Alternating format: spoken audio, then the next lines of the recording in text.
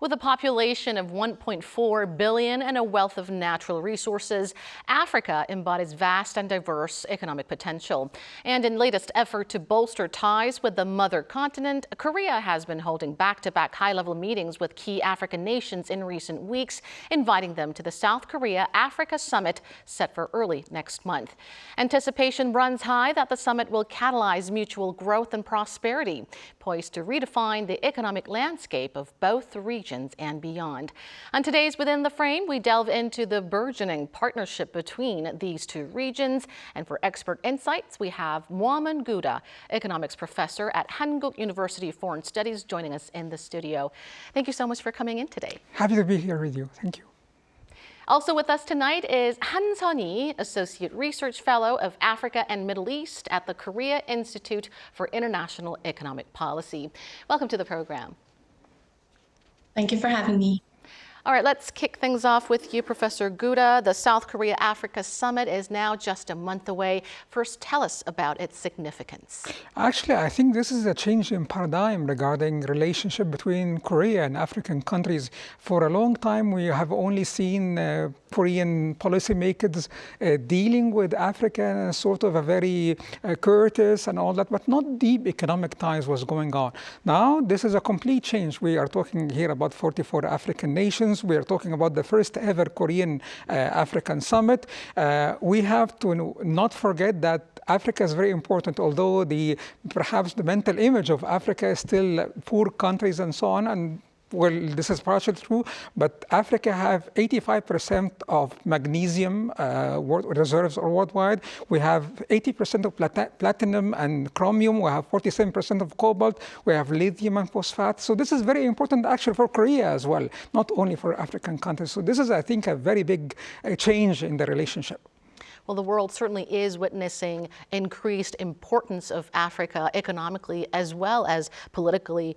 And top South Korean officials have visited several African countries in recent weeks to extend invitation in person. So hopefully Korea will welcome as many leaders and chief delegates from African countries as possible. And of course, hopes are high that the summit will elevate Korea-Africa relations to the next level. Now, Professor Dr. Han, the Yoon administration, ever since its launch, has strived to expand high-level exchanges with African nations. What's driving the government's proactive efforts to bolster these relationships? All right. The government is actively working to strengthen ties with Africa, and it is basically driven by the government's recognition of Africa's strategic importance, because Africa is emerging as a strategic partner, especially in this fragmented global economy for several reasons. So I would say some of them. So first, its growing population and consumer market. So the UN predicts that Africa's population will double to 2.5 billion by 2050, and Africa is a continent with the youngest human resources, so more than half of the total populations are under the age of 35 in most African countries. And secondly, Africa has abundant natural resources, such as minerals, land, and renewable resources. And it is particularly rich in the critical minerals like lithium, cobalt, graphite, rare earth elements, and platinums, and so on, which are the essential for the high-tech industry and green products. And third thing I should mention is that its political importance and diplomatic leverage it can use. So many countries are located along the major shipping and transport routes, and countries like Egypt, Djibouti, Somalia, in Kenya, Tanzania, and South Africa, and so on. And at the international communities, Africa often plays a cast vote. So while individual African countries may not be a very powerful players on their own, but collectively as a continent as a whole, it can become a geographic political force as it commands 54 votes at the UN, which carries the significant moral authority. So cooperation with Africa is now, I would say, essential and not an option. But Korea is kind of a latecomer in this race in building close economic ties with African countries. And Japan, China, the EU, these major economies are already operating regular cooperation channels like TCAD, FOCAC, and the EU and AU summit, which started already in 1993, 2000, and 2000 respectively.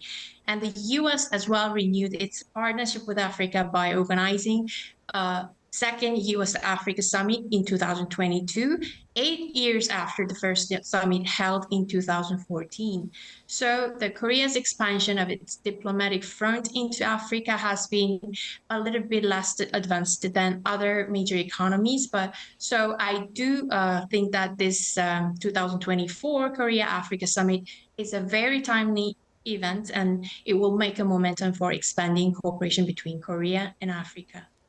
So abundant natural resources, youthful demographic, accelerated regional integration among African nations are all important factors that's enticing South Korea to reach out to them. And as you've mentioned, which is why it's making it, it's no longer an option, but it's essential now to boost ties with Africa. Now let's take a look from the other side, Professor GOUDA. Why do African nations value partnerships with South Korea? Now the answer to this may vary depending on countries, but generally speaking, what are some areas of their particular interest? Sure, this is a great question. So what I did, not only as an economist, but also as an African. So I went to the news outlets of many African nations, started to read from Ghana, from Nigeria, from Egypt, South Africa.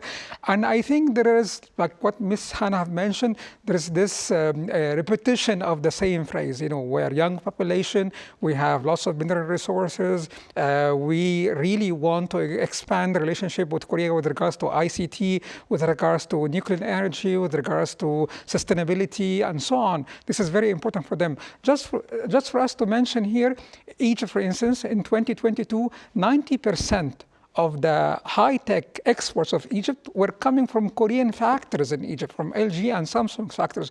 So this is just for us to understand how critical Korea is playing a role in high-tech industry in African nations. And also, I agree with what Ms. Hannah mentioned. China is already there. Japan is already there. This is bad news, of course, but this is good news because they are creating also a demand for Koreans to be there. And I think there will be open markets. A competition from economic perspective is always great. So I think we'll see, some good news for African nations in the coming few, perhaps, years. Well, South Korea's expertise and know-how in its rapid economic development, as well as its advanced technology, as you've mentioned, were always the charms to African nations, right? And this issue will, of course, be a central agenda item during the upcoming summit. But, Dr. Han, trade relations between South Korea, and Africa remain relatively weak. Give us an overview of the current scale and level of bilateral trade between Korea and key African nations. Okay, if we look at the overall picture of the relationship between the two sides, then economic relationship has been somewhat limited. So as of 2022, the trade volume between Korea and Africa stood at about $28 billion, representing about 2% of the Korea's total global trade. And the size of investment was even smaller. So the cumulative investment from 2013 to 2022 was at $2.7 billion, which is only 0.5% of the Korea's total global investment. And Korea's main trading partners in Africa are South Africa, Mozambique, Egypt, Algeria, Nigeria, Morocco, among others. And some of the top destinations for Korea's investments are Madagascar, Liberia, Egypt, Morocco, Nigeria, and South Africa. But if we look at it differently, so shift our point of view, then this suggests that there's ample room for expansion to a larger scale. And in fact, over the past decades, the volume of trade between the two sides has grown by 30%. So moreover, the potential for the further expanding trade relationship is substantial, especially when considering the Africa's efforts to economic integration through African Continental Free Trade Area, which aims to establish the world largest single market. Well, Dr. Han, as you alluded to, currently Korea's largest trading partner in the continent is just a handful of countries, including South Africa. And so there's considerable opportunity for the expansion and diversification of trade with other African countries as well. So we're looking further into the economic cooperation between the two regions. Professor GOUDA, how has economic cooperation between South Korea and Africa evolved in the past decade? And from your perspective, why does it still remain relatively weak? Yes, actually, this is also a very important point. I mean, as was what Dr. Hannah mentioned, the trade figures is not really great. I mean, the trade volume is really weak. Even considering the trade volume between African nations and China, just for us to understand, in the year 2000, trade volume between Africa and China was 11.6 billion. In the year 2022, it increased to $257 billion.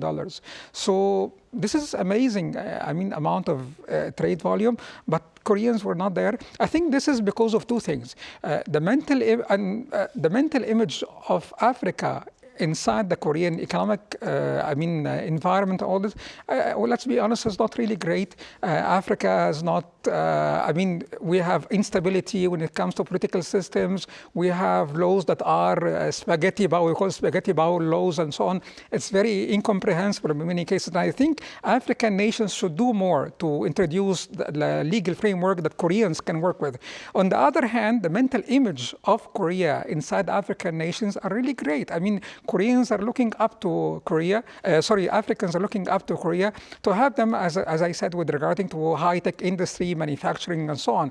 So perhaps if we have more understanding, if we have more information, things will go in the right direction. But because we don't have enough information so far, the trade volume is weak and the investments are not very high as well. Well, the current economic cooperation between Korea and Africa may be nascent, but the table's about to turn, right? Because this also signifies abundant potential for future growth and collaboration between the two regions. Absolutely. Right. Absolutely. And on that note, Professor GOUDA, the African Continental Free Trade Area, a landmark agreement that's aimed at boosting intra-African trade, is now connecting over 1.4 billion people in over 50 countries in the continent. How can South Korea take advantage of the agreement and more actively tap into those free trade areas? To be honest with you, I think the most important thing that Koreans have to do is stable policy. Here I'm quoting an article from Africa Business Magazine published in November 2023, and they are talking about Korea. And they're talking that liberal presidents in Korea, when they are dealing with Africans, they're always there just to develop economic cooperation. But conservatives, on the other hand, are looking to form coalitions to combat other like nations like North Korea and China and so on. But the good news is that the current president is making it both in the same time. You know, he's developing economic cooperation and also building like long-term relationship. And my concern is that we need this policy to be stable across time. I mean, I just hope that, any change in the policymakers in Korea will change this policy. I mean, this would be great if we can continue with this. And if we have a stable policy, I'm sure Korea will tap into the African Continental Free Trade Agreement. I mean, they will be stable and they will have more cooperation in the ongoing years, I think. So stable and consistent policies are required for South Korea's own national interest to boost ties with African nations. Now, Dr. Han, South Korea is pushing to forge the Economic Partnership Agreements, or EPAs, with Morocco, Tanzania, and Kenya. Give us more details about this and its significance. Yes, basically the Korean government is trying to establish mutually beneficial relationship with African countries. This is the vision that they are showing. And one of the tools for achieving this goal is through the trade platforms such as Economic Partnership Agreement that we are talking about, and also Trade and Investment Promotion Framework. The Economic Partnership Agreement is a platform that not only involves market opening measures like tariff elimination, like FTA, but it also encompasses important trade and investment related issues like supply chain, digital, and green economy.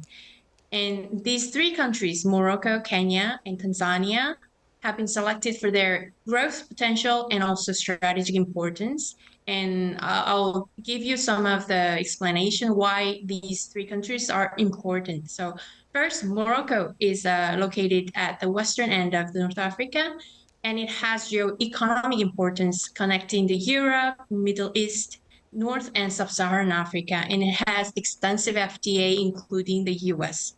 And the country is actively promoting green growth, and its financial industry is growing fast. And the largest manufacturing sector, the automotive industry export surged by 27% in 2023.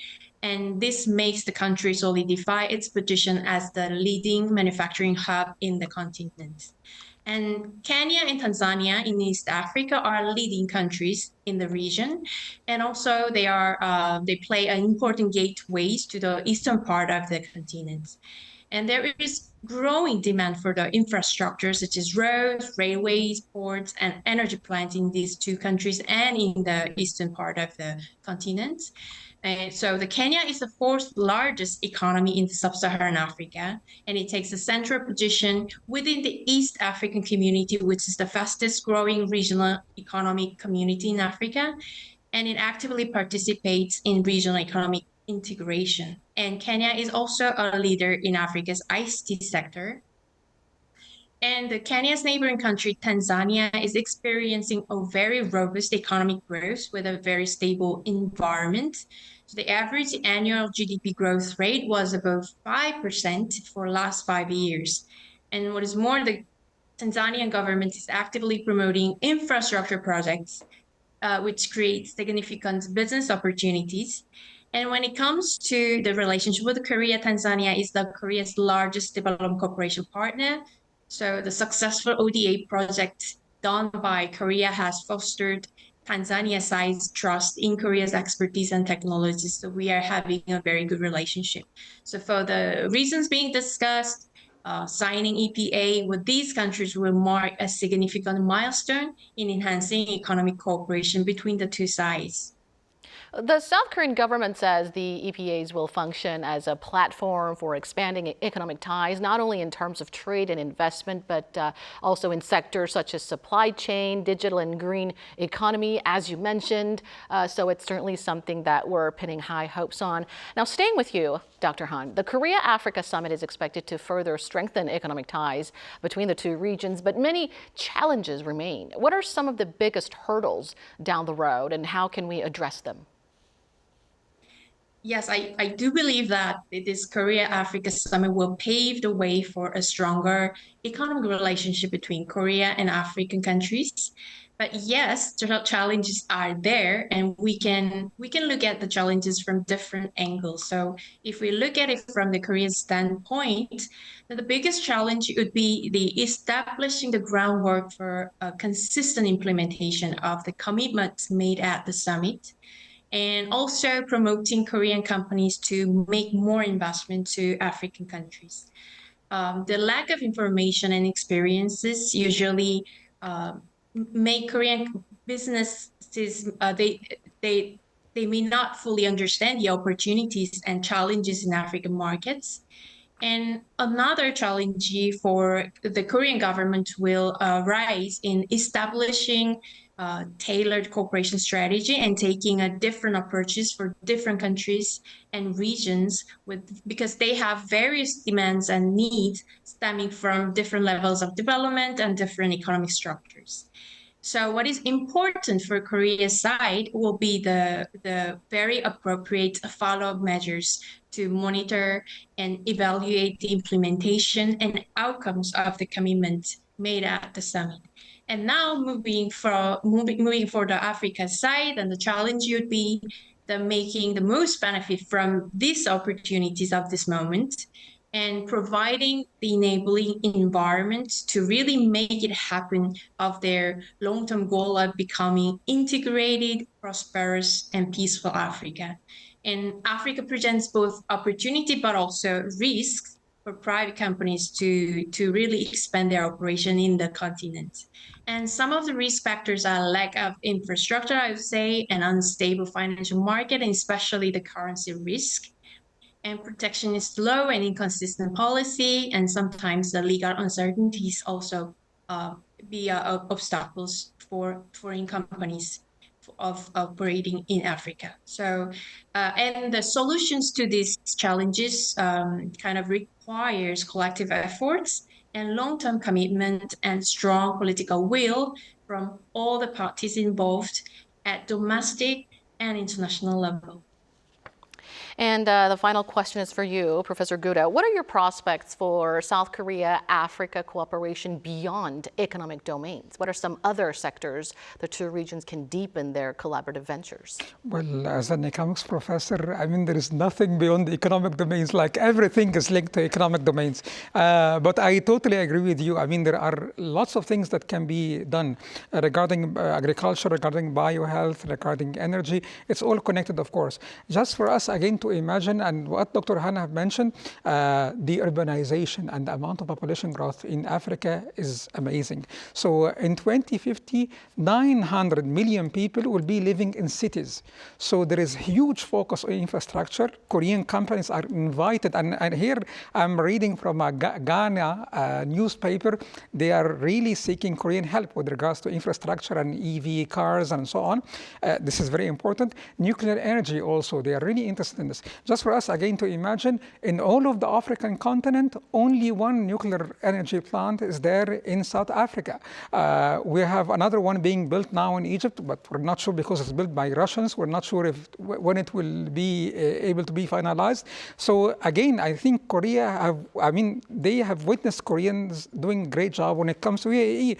So I think it's high time for Korean companies to start moving. And since we are here together, I think Dr. Han is doing a great job with the KIAP. I mean, if we have more information on African nations and if African investment, I think Koreans will be much interested in working with Africans. We just need a tad more information on this, and I think it would be great. So that's it, I think. Well, we'll be watching closely with optimism that the upcoming summit will serve as a key momentum for further advancing Korea-Africa ties across various sectors. Thank you so much, Professor GOUDA and Dr. Han, for sharing your thoughts. We appreciate it. Thank you. Thank you. And that brings us to the end of this show. Thank you for watching, and we'll be back with more next week. Have a great weekend.